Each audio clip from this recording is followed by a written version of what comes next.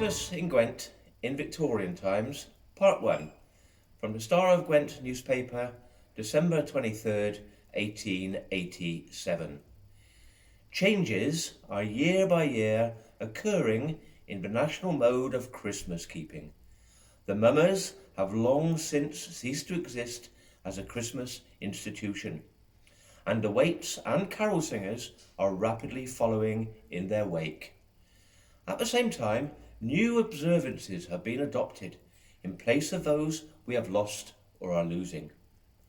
No home at this time of year is regarded as complete without its heavily laden Christmas tree, and yet this custom was imported only in recent years, being accredited to the late Prince Consort. Christmas cards and modern games of every conceivable description likewise supply new innovations in the mode of keeping Christmas. Yet the ancient spirit of this festive time still survives and will continue to do so for generations to come. The holly and the mistletoe will perhaps never cease to be emblems of Christmastide, their use being more widely resorted to year by year. A generation ago, no one could have anticipated such an increased demand and supply with regard to evergreens.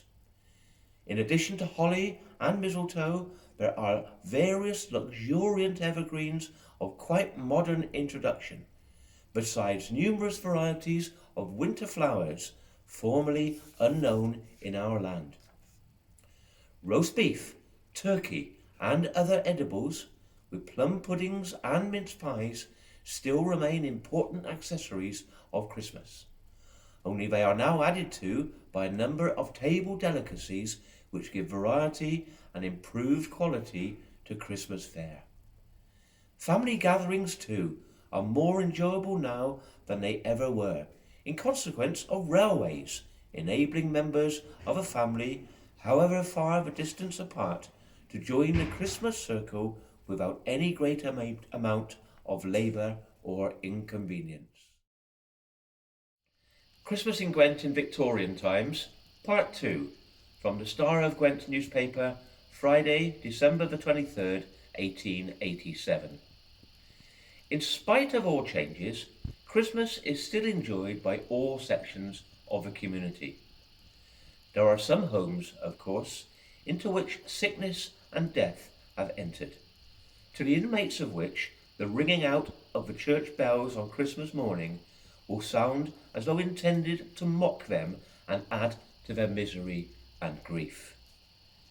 There are other homes in which gaunt poverty reigns supreme, in which Santa Claus is an unknown personage, and the general happiness of Christmas not to be thought of. Sickness and death are in the keeping of a divine being, and human aid can do but little to cope with them.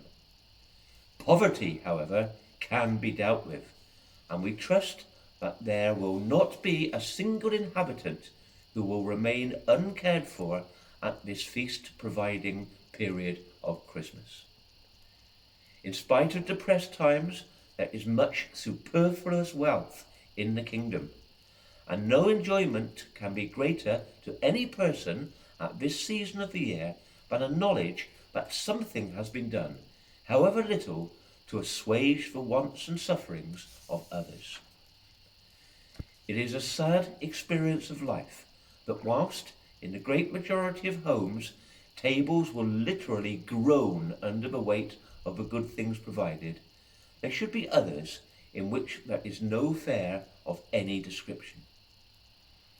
We sincerely trust that the whole of our readers will put forth their best endeavours to prevent such a scandal, for by so doing they will take a step considerably adding to their own pleasure and assisting them far better to spend a Merry Christmas.